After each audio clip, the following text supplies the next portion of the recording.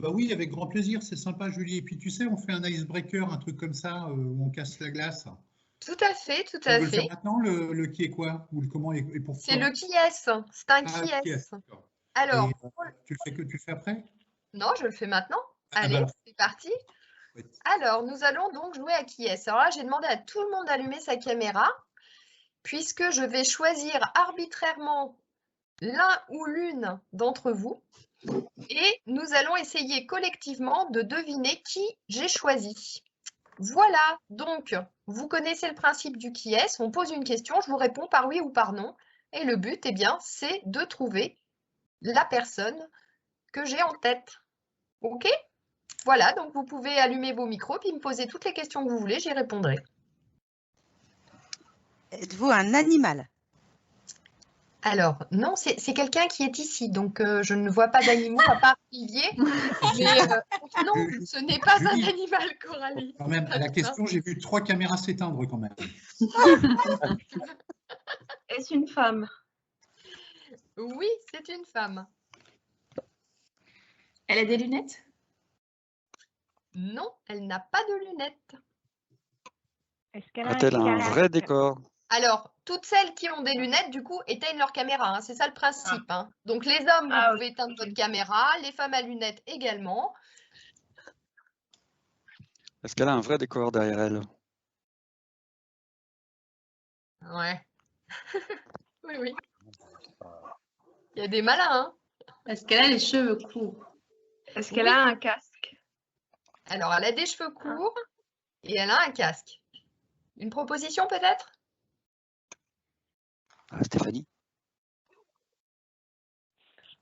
Clémentine. Non. Béatrice. Béatrix, ouais, bravo. Et c'est encore une bonne réponse. Bon, bah écoutez, on va pouvoir commencer, Olivier? Alors oui, alors tout simplement, nous allons vous proposer de vivre pendant cette période de 1h45 un voyage sympathique, parce que forcément avec le titre Les facilitateurs, on peut se questionner de qui est responsable, qui est coupable. Et en fait, on va y mettre des nuances et on va travailler surtout dans l'investigation par le questionnement ensemble.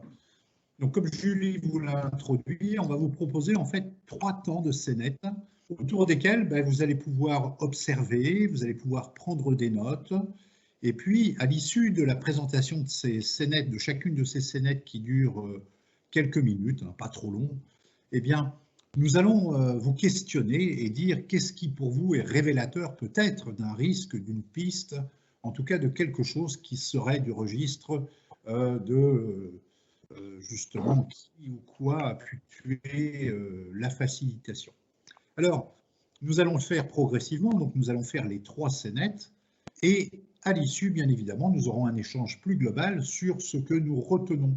Alors, nous aurons un outil, bien évidemment, pour fonctionner ensemble. Pendant la scénette, comme l'a dit Julie, je le répète, on propose peut-être de couper le son, la caméra, comme ça, vous profitez à fond de ce qui se passe dans cette scénette. Et puis après, bien évidemment, vous discutez, c'est-à-dire que ensemble, on échange à la fois avec la voix, à la fois avec le chat qui est ouvert sur le côté donc, de l'outil Teams, et aussi avec un outil sur lequel le lien est donné, le Pad Colibri, qui nous est offert gracieusement par Julie, et dans lequel nous allons pouvoir noter, nous allons pouvoir poser des questions, et nous-mêmes, avec Julie, nous appuyer dessus pour intervenir. Alors, le moins souvent peut-être en vous disant il faut pas, mais peut-être en partageant avec vous les questionnements que nous avons sur vos pratiques de facilitation. En sachant que cet atelier tient compte aussi des personnes qui sont présentes, qui peuvent être des commanditaires, des facilitateurs ou facilitatrices professionnels consultants, comme des facilitatrices et des facilitateurs intégrés dans des organisations professionnelles. Donc n'hésitez pas aussi à intervenir sur des sujets spécifiques et à apporter aussi des témoignages de vos pratiques à l'intérieur de cet atelier. Je présente un peu la première. On y va? Vous vous sentez prêts tous? Ils le sont, hein. C'est parti. Alors, nous nous retrouvons dans une situation qui arrive couramment, c'est que un commanditaire va recevoir une consultante, en l'occurrence externe, ça pourrait être interne, sur un projet qui comporte de la facilitation. Votre mission, puisque vous l'avez accepté, est d'avoir un regard précis, à la fois généreux, encourageant, mais aussi critique sur ce qui risque de se produire dans ce court échange. À tout de suite. Ah, bonjour. Ravi de vous accueillir. Bonjour, excusez-moi. Bonjour. J'avais un petit chat dans la gorge. Alors, je suis ravi que vous ayez pu venir aujourd'hui parce que, voyez-vous, notre entreprise est à une période charnière véritablement, puisque ça y est, nous sommes prêts.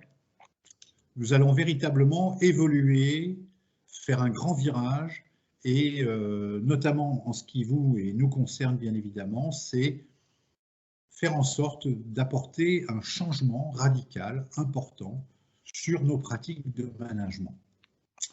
Et j'ai pensé à vous parce que vous m'avez été chaudement recommandé, Julie, sur effectivement un travail pour une quarantaine, enfin c'est nos 40 managers.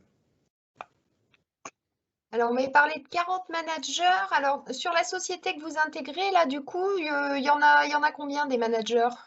Alors, si vous voulez, la société Bernard a intégré en fait une petite structure avec lesquelles nous étions déjà en relation de partenariat et de distribution.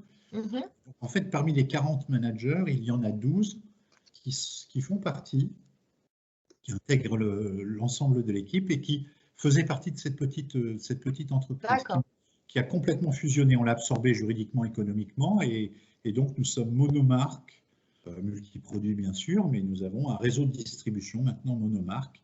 Et donc ces 12 managers viennent, donc c'est vraiment un moment important parce que nous souhaitons au travers du séminaire, puisque je vous parle d'un séminaire, les intégrer et leur donner effectivement toutes les informations correspondant à notre nouveau déploiement, notre nouvelle stratégie. Donc il y en a 12 qui font partie des 40 qui viennent de cette organisation. D'accord. Bon, bah, très bien.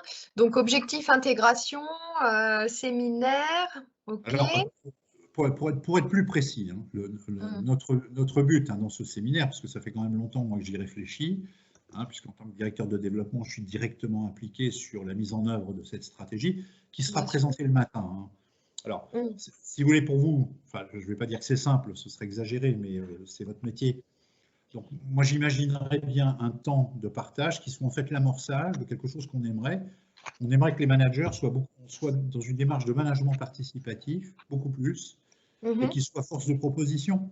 Donc, moi, j'ai tout à fait imaginé qu'à partir du moment où on faisait la présentation de la stratégie le matin, vous pouviez l'après-midi faire un travail avec eux de manière à ce que justement ils s'approprient la stratégie et puis surtout ils soient fournisseurs d'idées sur la mise en œuvre. Et oui, donc, bien sûr. Alors, je ne sais pas ce que vous en pensez parce que bon, j'ai vu pas mal de choses, si vous voulez, dans le domaine du participatif et notamment de la facilitation.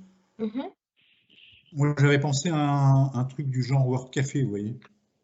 Oui, World Café, oui, pourquoi pas, oui, ça me paraît bien.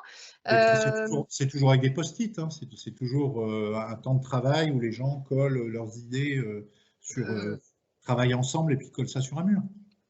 Oui, si on résume, oui, c'est plutôt des travaux en petits groupes de 6 à 7 personnes qui travaillent sur des thématiques. On a besoin d'affichage au mur. Je ne sais pas si le lieu où on va être va permettre ça. Oui, vous n'avez aucun souci. Je vous donnerai les coordonnées de la directrice de l'établissement, elle est super sympa. D'accord. Elle fait partie de la famille, enfin éloignée du dirigeant de l'entreprise. Monsieur Bernard. Très bien. Ouais. Et même on a prévu pour que ce soit confortable pour vous. On fait pas un déjeuner assis, on fait un buffet debout, donc ça permet d'être sûr que pour pratiquement 14 heures, vous les ayez après la présentation de la strat le matin. Voilà, puis nous, il nous faut un petit 2 heures, 2h30 pour le faire correctement. Ça va être confortable pour vous parce que les gens n'ont pas de taxi, de train, de TGV. ou d'avion avant, je crois, 17 h. Donc voilà, Bon, parfait. normalement, ça doit. Voilà, et sur le public, vous pourriez m'en dire un tout petit peu plus, parce que vous les connaissez bien? Ah bah, alors, je connais forcément un petit peu moins bien les personnes qu'on a intégrées, les 12, mais on va dire, vous voulez du détail, c'est-à-dire vous voulez avoir un petit peu un profil de chacun Bah, oui, oui, oui. Alors, peut-être les personnalités hein, qui pourraient perturber ou en tout cas impacter la facilitation. Hein. Moi, j'aime bien savoir un petit peu les dessous des cartes. Hein. Si je vous parle de Maurice, mais je crois que le mieux, c'est plutôt que de vous donner le détail de tout le monde. Je vous enverrai une publication, enfin, un petit mail avec quelque chose qui vous permet de voir. Mais c'est vrai qu'il y a des gens comme Maurice qui est là depuis très, très, très, très longtemps. Hein. D'ailleurs, il part dans 6 mois. Hein. Mais malgré tout, c'est quand même un peu la Bible de l'entreprise mère. Et c'est vraiment lui que les gens sont habitués à contacter pour avoir des informations, connaître un petit peu les choses impossibles. Enfin voilà, il sait ce qui se passe sur le tapis. Donc c'est quelqu'un qu'il ne faut pas froisser, hein, par contre. Oui, d'accord, ok. Ouais, je me le note. Ok. Bon, bah écoutez, très bien. Sinon, il y a quand même dans les personnes comme ça, dans les aspérités, il y a Malika qui fait partie de l'équipe des jeunes. D'accord. Qui a un très très haut potentiel, qui n'est pas du tout du Serac, qui sort d'une grande école. Et elle, je pense qu'il faudra l'aider un peu. C'est pas une timide, hein. Elle sait très bien s'exprimer. Mais bon, voilà, les vieux briscards, je ne suis pas sûr qu'ils l'aident spontanément comme ça. D'accord, Malika, ok. Surtout qu'elle est facilement force de proposition, donc voilà. Il faudra l'aider. Ok. Bon, bah très bien. Je vous enverrai quelque chose. Oui, d'accord. Bon, bah écoutez, si au niveau de la logistique, du timing, de la technique, on est bon. Bon, voilà, j'attends vos éléments concernant spécifiquement les gens. Oui, on a oublié quelque chose? Non, justement, hein, je veux revenir, hein, le but, il est important. Hein, c'est-à-dire que l'enjeu pour nous, c'est que ce soit plus participatif. Hein. Encore une fois, on a fait l'annonce partout, y compris à nos clients, qu'on rentrait dans une démarche un peu d'entreprise libérée. Donc, voilà, il faut qu'on montre que ça fonctionne. Donc, ça se concrétise. Si vous avez besoin de quoi que ce soit, n'hésitez pas, hein, je suis dispo. Hein. D'accord, très bien.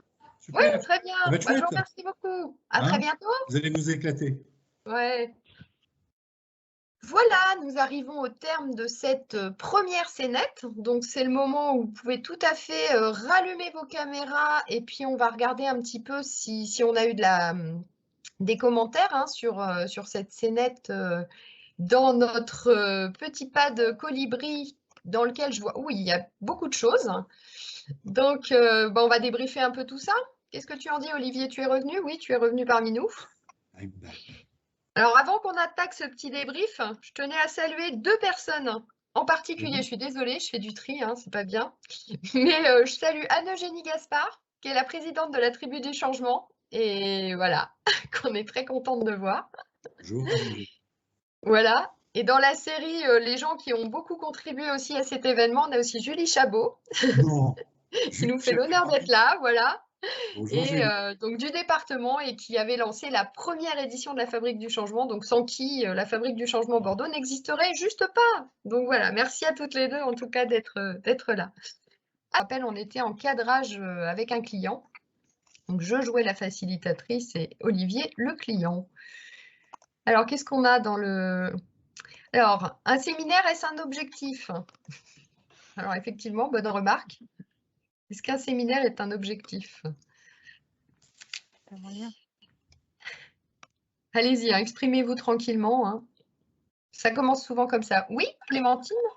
Moi, ce qui m'a marqué, c'était plutôt vers la fin, c'était qu'il n'y a aucune place au laisser-faire, au laisser émaner finalement les idées, les talents qu'il pourrait y avoir. On est déjà dans la description des profils, savoir potentiellement ce qu'un tel va faire, celui qui va être bloquant. En fait, on laisse aucune place finalement à ce qui pourrait se passer si on faisait rien. Justement, on est déjà en train de précadrer les choses pour être sûr finalement pour ce que ça va se passer comme ça, quoi. Alors que il y a un gros rôle de laisser émaner normalement ce qui devrait émaner naturellement. D'accord. Voilà, donc là, effectivement, c'était un des sujets qu'on souhaitait aborder avec Olivier. Alors, comme l'a dit Olivier, on ne va pas forcément apporter des réponses du type « il faut faire comme ci ou comme ça ». Hein. Chaque facilitateur aussi va trouver son rythme, mais peut-être que certains d'entre vous ont envie de réagir là-dessus. Est-ce qu'on doit, en amont d'une facilitation, obtenir du détail sur les personnes, commencer déjà à connaître son public de manière assez individualisée ou pas? Je vois Coralie qui fait comme ça. Alors, Oui, peut-être que non, parce qu'il me semblait, en fait, c'était vraiment la réflexion globale que j'avais. J'ai mis une phrase qui est « pour se réapproprier, il faut peut-être déjà se désapproprier ». Mhm. Voilà, j'ai écrit ça parce que je pense que là, il y avait des noms qui étaient cités, des attitudes qui étaient notées. Ça laisse aucune place non seulement à la liberté qui vient d'être exprimée, mais aussi à la surprise. Mhm. Et je pense que sans la surprise, Julie Chabot ne me contredira pas, puisque j'ai suivi beaucoup d'ateliers avec elle à la base. Pour avancer, il faut d'abord se laisser surprendre, autant pour le facilitateur que pour le client, là, en l'occurrence. Et il n'y avait pas du tout d'échange dans ce sens-là. Mhm. Voilà. Effectivement, tout à fait. Tout ça est très, très judicieux comme remarque. Est-ce qu'il y a d'autres gens qui veulent s'exprimer là-dessus? Moi, je mettrais peut-être une nuance entre les profils et du coup les personnes en tant que telles. C'est-à-dire savoir que tel et tel profil sont présents. Il me semble que c'est important pour trouver le bon équilibre entre manager de la maison mère et les nouveaux, par exemple. Mais ça peut être aussi, je sais pas, des services RH qui pourraient aussi participer au séminaire pour apporter aussi le lien pour la suite. Bon, enfin, peu importe.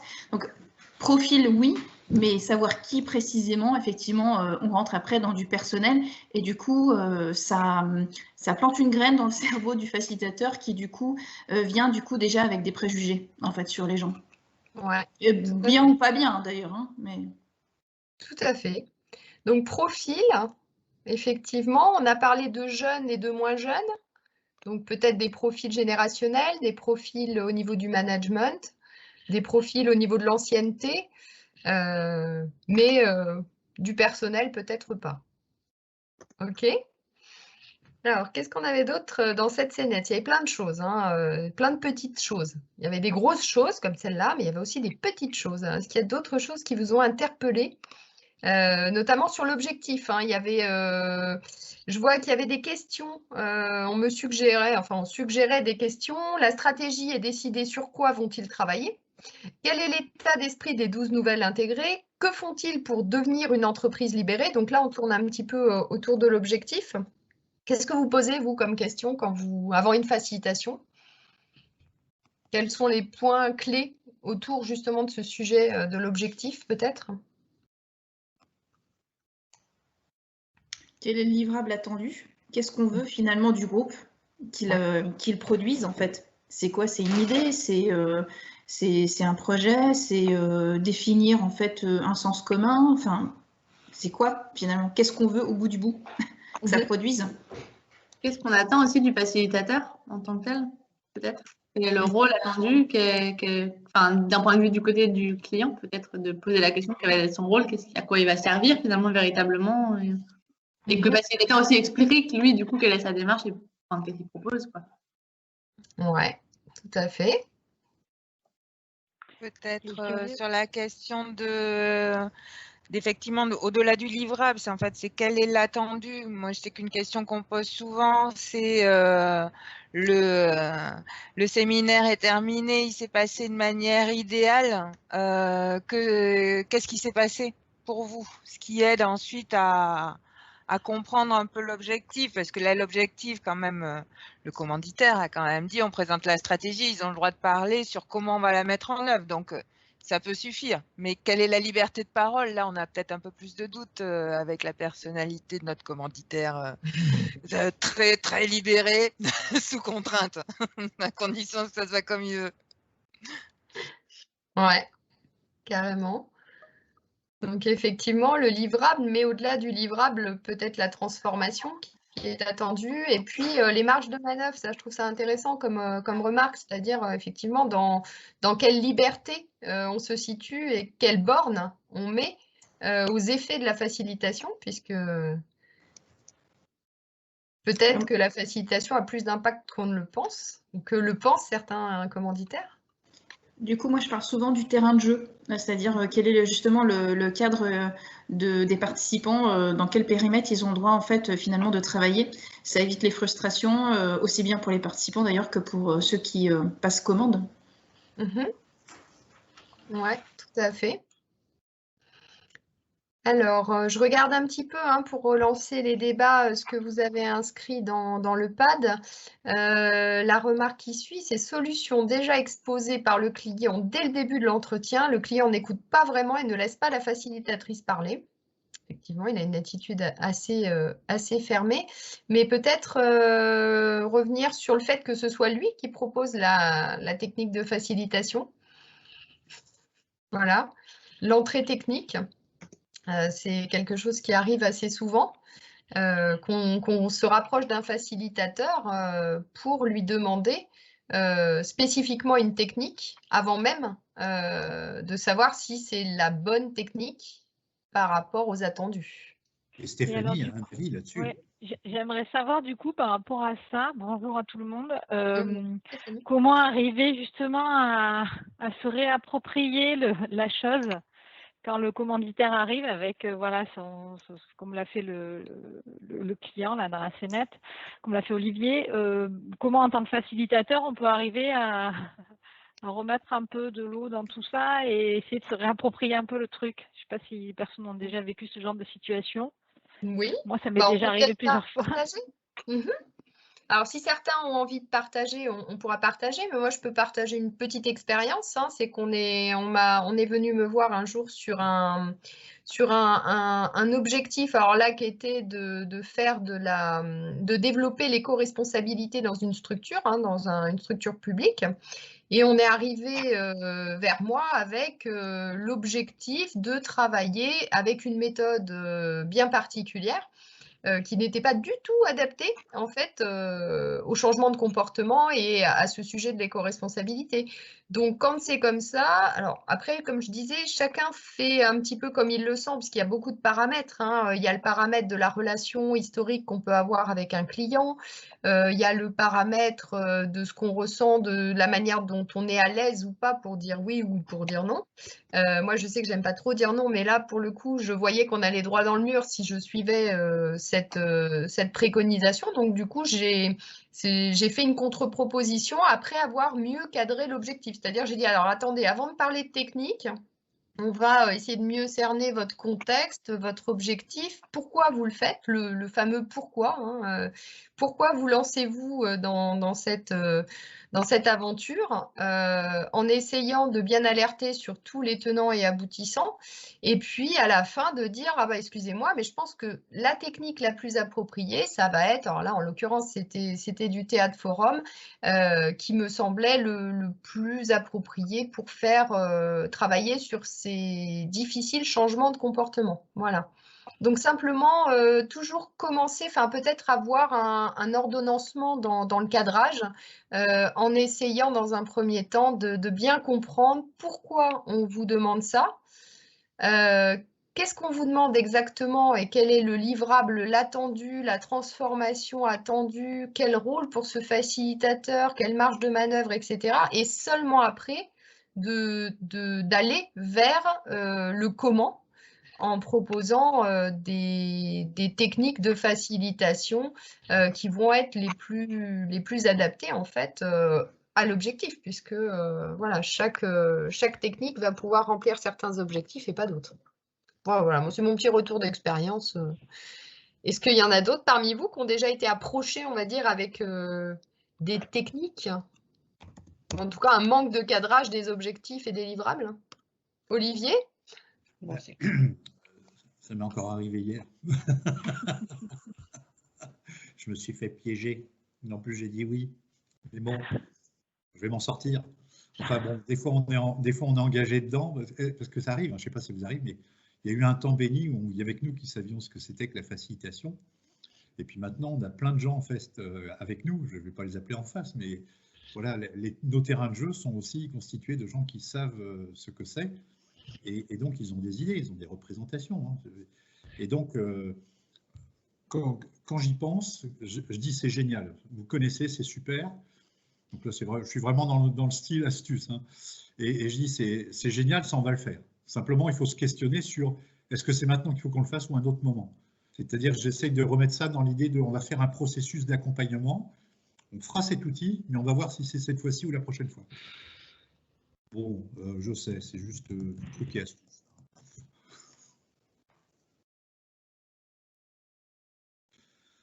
Mais il faut reconnaître que c'est pas facile hein, quand quelqu'un a déjà une représentation. Il y a peut-être un truc que j'ai envie d'ajouter sur ces histoires quand on voit, c'est dans un hôtel, une salle, restaurant, un lieu qui est connu par l'organisation et dans lequel nous ne savons pas où nous allons. Et on a le sentiment parfois que les choses sont bien préparées pour nous, mais quelqu'un a dit, ça peut être un cadre très très étriqué dans lequel notre marge de manœuvre est réduite. Il y a les taxis d'un côté, il y a le repas de l'autre, il y a la stratégie dont on ne sait jamais si elle s'arrête à 11h55 ou 13h55.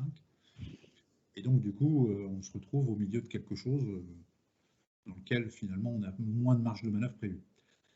Alors, c'est vrai qu'il y a un questionnement qu'on avait partagé avec le précédent groupe un peu plus loin dans les échanges, c'est est-ce que finalement on intervient plus comme animateur et où finalement on apporte un temps d'animation, ou est-ce qu'effectivement nous touchons à un enjeu stratégique et effectivement peut-être que le temps de questionnement avec le commanditaire doit réussir à mettre de côté la technique d'animation pour revenir à un questionnement plus approfondi sur le why, sur la vision de l'aboutissement, comme Julie nous disait tout à l'heure, c'est-à-dire en rêve, vous voyez comment à la fin de cette session? Si je peux me permettre, justement pour rebondir, je pense qu'effectivement, il y a peut-être aussi quelque chose à faire au démarrage quand on se présente, c'est d'être au clair sur ce qu'on est. Si on est dans une posture de conseil et du coup, si le commanditaire attend de ça de nous, c'est effectivement peut-être plus facile de dire, bah, écoute, je pense que c'est une méthode qui est intéressante, mais c'est peut-être pas forcément la plus appropriée. Ou si on vient nous chercher uniquement comme exécutant, comme animateur, et auquel cas, on fait le deuil peut-être pour cette fois-ci, mais il faut aussi que ça soit clair pour nous. C'est-à-dire quand on se présente, est-ce qu'on est là pour apporter du conseil? Et auquel cas, on nous laisse la main parce qu'on est l'architecte de ce temps collectif qu'on va créer. Et du coup, nous, notre job, c'est simplement faire en sorte que le groupe il aille jusqu'au bout de ce chemin. Ou est-ce que du coup, on est juste animateur et auquel cas, on nous livre tout et on est juste le faiseur le jour J. Mais ça, il faut que ça soit clair aussi pour nous. Après, ce qui est compliqué aussi, moi je reviendrai là-dessus, c'est un truc qui m'est arrivé en plus un petit peu comme toi Olivier il y a 2 jours. C'est le copain d'un copain, donc un ancien client en fait qui nous a conseillé à une autre société, qui nous a appelé en nous disant « Coucou, on veut la même chose que machin l'année dernière. Leur séminaire c'était top, on veut la même. Pour le même prix, on veut la même. » Et c'est un appel entrant sur lequel vous avez 2 secondes en gros. Vous vous dites soit je dis oui tout de suite, soit je dis ça demande un cadrage, etc. Et là, en l'occurrence, je me suis fait bananer, comme tu disais. J'ai dit bah oui, bah évidemment, oui, pas de problème. En plus, c'est dans un lieu qu'on connaît. C'est-à-dire, ils veulent tout pareil, hein, le même château, le même machin, le même séminaire. Alors, c'était un Vision Boat pour le coup, suivi d'un World Café. Et je me suis vue dire oui. Et là, je me retrouve à rétro-pédaler en disant bon, bah, il va falloir qu'on fasse un petit cadrage quand même, alors que j'ai déjà fait un devis, etc. Donc, ouais, c'est. Je ne sais pas si je vais bien rétro-pédaler ou si effectivement je vais me retrouver bon, dans une situation où on fait un truc, on sait que c'est. Alors après, oui, on peut donner. Dans le chat, là, j'ai vu, enfin, dans le pad, je voyais qu'il y avait des gens qui disaient la facilitatrice va s'éclater. Est-ce que les collaborateurs vont s'éclater? Puis il y a quelqu'un qui a rajouté, ouais, même la facilitatrice va peut-être pas s'éclater. Ok. Et effectivement, le but, il y a une partie quand même agréable hein, dans la facilitation. On est aussi attendu là-dessus. Enfin, c'est une image, en tout cas, le facilitateur est attendu comme quelqu'un de plutôt agréable qui va apporter aussi un moment agréable. Mais on n'est pas que ça. Et c'est pas toujours évident. Et comme on l'avait dit dans le précédent groupe, hein, la facilitation est très à la mode. Et du coup, on a comme ça un engouement, des espoirs qui ne sont pas forcément fondés sur ce qu'on va vraiment apporter à une organisation et à un groupe. Donc ça, c'est un peu un biais qu'on a en ce moment. Et ça vaut aussi, hein, je pense, parce que je sais qu'il y a quelques facilitateurs internes parmi vous, qui ont des réseaux de facilitateurs internes, et c'est pareil, quoi, hein. Il y a aussi des attentes parfois qui ne sont pas bien fondées. En tout cas, moi, je vois des superbes contributions, des questionnements, des réflexes aussi superbement bien ancrés en se disant « Oh là là, on s'égare, on est parti dans la forme, on a quitté le fond, il faut travailler ailleurs, il faut s'interroger sur le vocabulaire du commanditaire, il faut voir quelles sont nos marges de manœuvre. Il emploie des grands mots comme libérer, qu'est-ce qu'il y a dedans ?» Eh oui. Bon, tout ça, c'est tendance, effectivement. Donc, vous n'êtes pas né de la dernière pluie, vous savez tout ça. Bravo. Chouette. Alors, qu'est-ce qu'on fait maintenant, Julie? On continue? Je pense qu'on va faire notre deuxième scénette, donc un autre moment. C'est toi qui présente ou c'est moi? Oh, je peux le faire si tu veux, hein. Que cette deuxième scénette, en fait, se situe à un autre moment, hein, clé de la facilitation. C'est-à-dire qu'on se situe en plein milieu d'une facilitation, où on est sur alors je crois que c'est un World Café, hein, et on a une participante qui fait sa restitution au facilitateur. Donc vous l'avez compris, je ferai la participante. Olivier va faire le facilitateur. Voilà. Donc ça, c'est l'introduction. Donc, on va se mettre en place. Je disparais, je réapparais.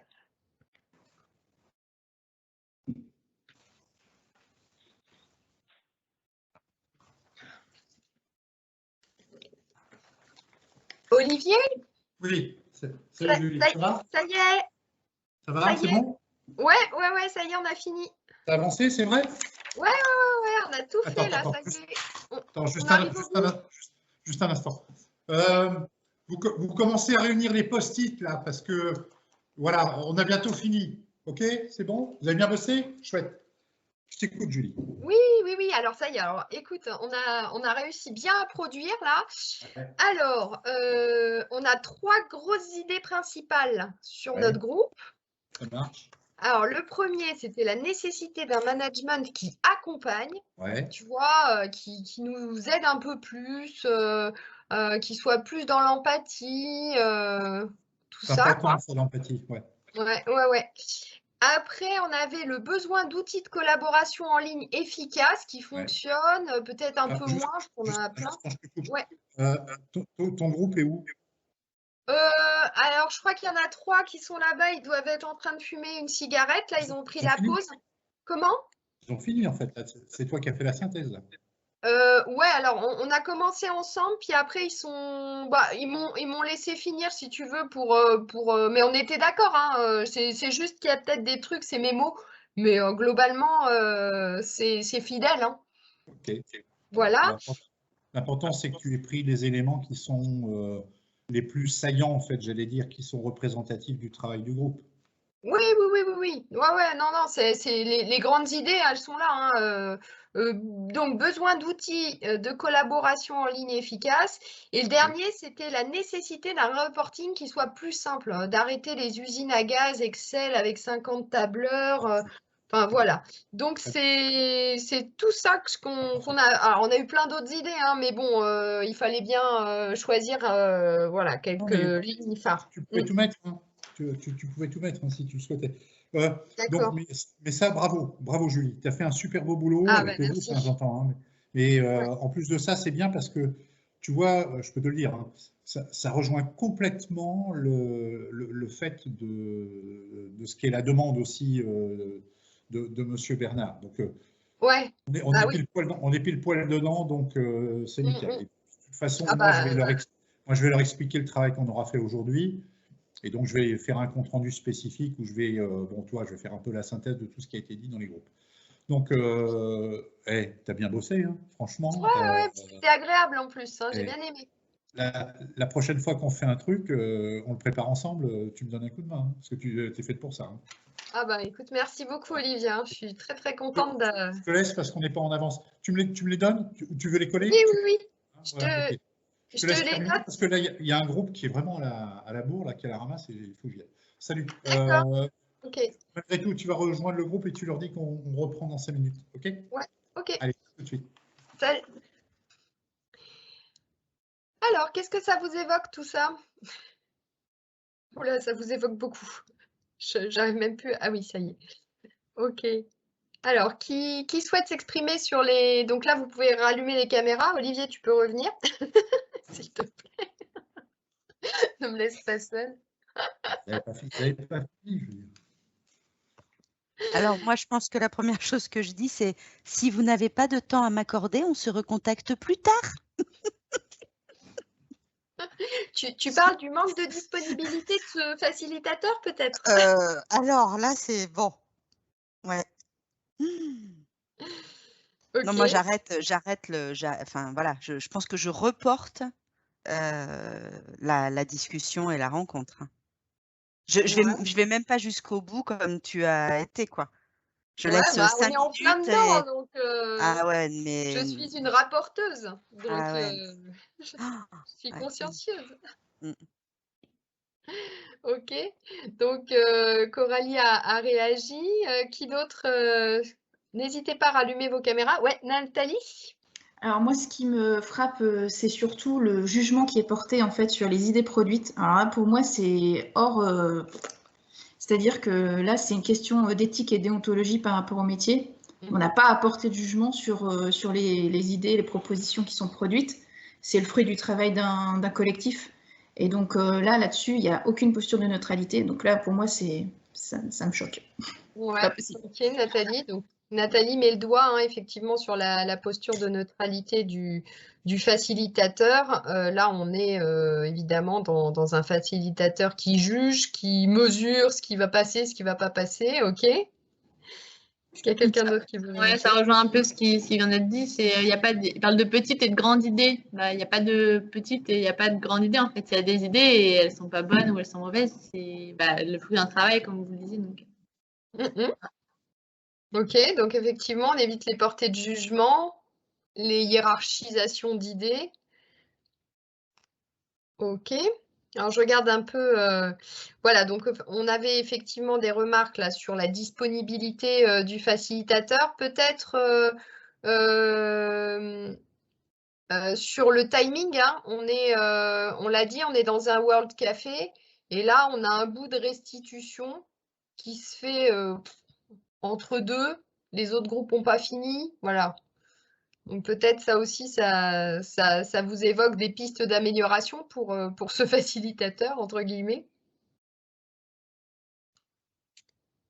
Qu'est-ce qu'on avait d'autre? Tellement du vécu en ce moment, c'est bien parce que c'est exactement ce que le chef voulait entendre. Alors, je ne sais pas qui a mis ça. C'est effectivement. Il y avait ça aussi. Hein. Je ne sais pas qui l'a mis, si quelqu'un veut en parler. Pour le coup, je me dénonce un peu, mais... Ah, c'est juste. C'est blague. Non, mais effectivement, c'est quelque chose qui est assez insupportable. Et sur la question aussi de... finalement, d'aplatir complètement tout ce qui peut être de l'ordre de pensée divergente ou de pensée originale, où finalement, on va garder que le convergent, si possible, le convergent qui va bien avec ce qu'on a envie d'entendre et ce qu'on a envie que les groupes produisent. Finalement, on n'a pas envie que les groupes produisent autre chose que ce qu'on pensait déjà. Donc voilà. Voilà. Et le facilitateur joue un rôle assez primordial. Et là, dans ce qu'on a voulu montrer avec Olivier, on avait ça, c'est-à-dire des participants qui rentrent dans un moule dans lequel le facilitateur est lui-même rentré, qui est celui de la boîte, quoi. Et ce jugement porté sur les idées, il est en lien avec ça aussi. Ouais, Nathalie? Ben, là-dessus, on est limite sur de la fasciculation. Hein. Très clairement, en fait, on est juste là l'objet manipulateur de la structure qui souhaite amener le groupe vers ce qu'elle a envie d'avoir.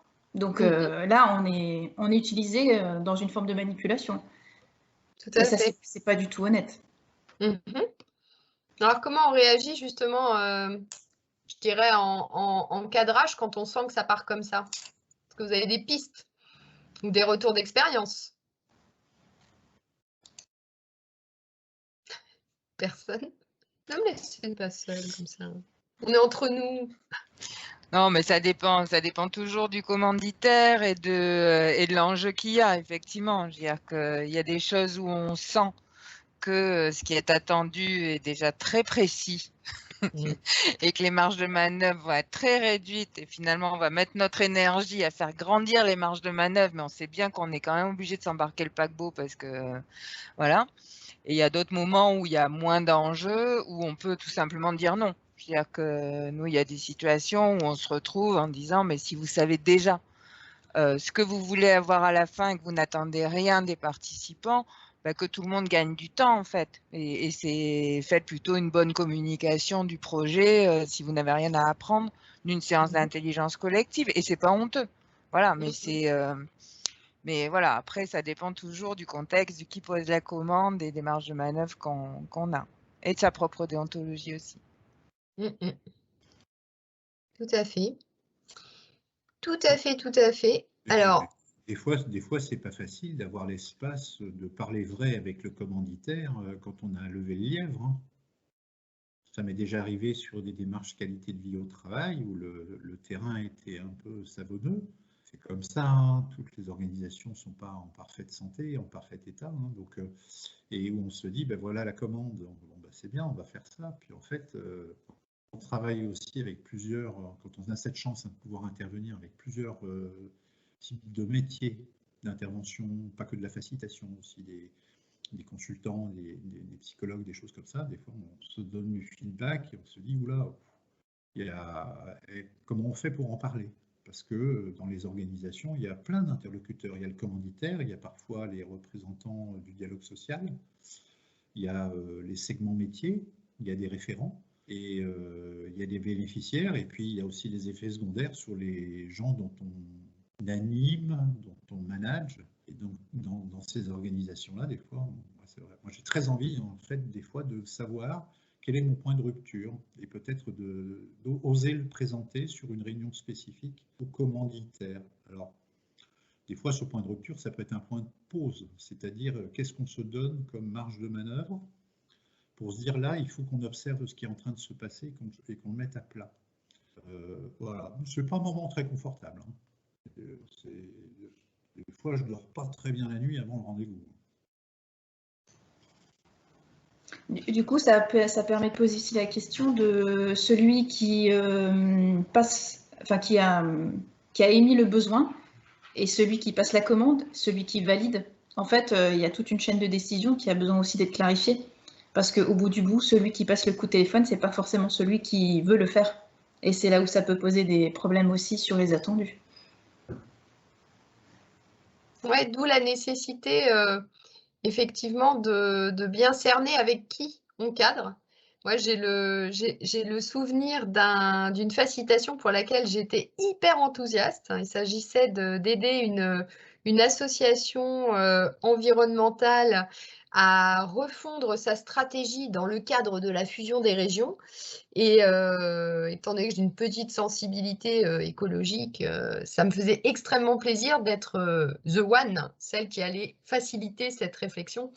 Et ce qui est très très drôle, c'est que je crois que c'est un des pires moments que j'ai jamais passé en facilitation. J'ai fait le cadrage avec un des présidents, et il y en avait 3 du coup, puisqu'il y avait 3 régions à la base. Et j'ai fait qu'un seul cadrage en fait, en pensant que bah, voilà, ça suffirait largement. Et quelle n'a pas été ma surprise le jour J quand j'ai vu qu'en gros, il y avait un léger différent entre les 3 présidents, que ce que j'avais prévu avec l'un allait être très mal accueilli par l'autre, et que le 3e allait me saboter et me savonner la planche jusqu'à ce que ça devienne vraiment insupportable. Voilà, donc c'est la première fois de ma vie en facilitation où j'ai tout arrêté, c'est-à-dire j'ai dit excusez-moi, on va s'arrêter là. J'aurais dit, je crois qu'en fait, voilà, on a mal préparé cette séance de travail.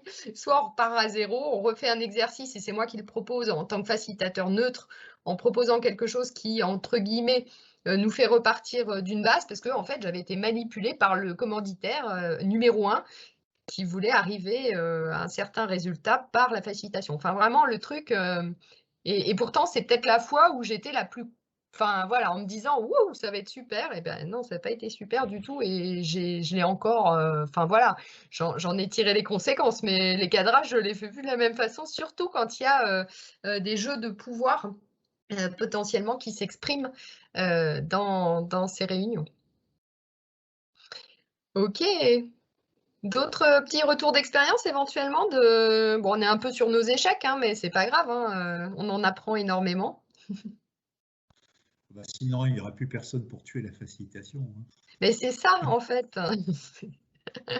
Nous aussi, on a un peu tué la facilitation parfois.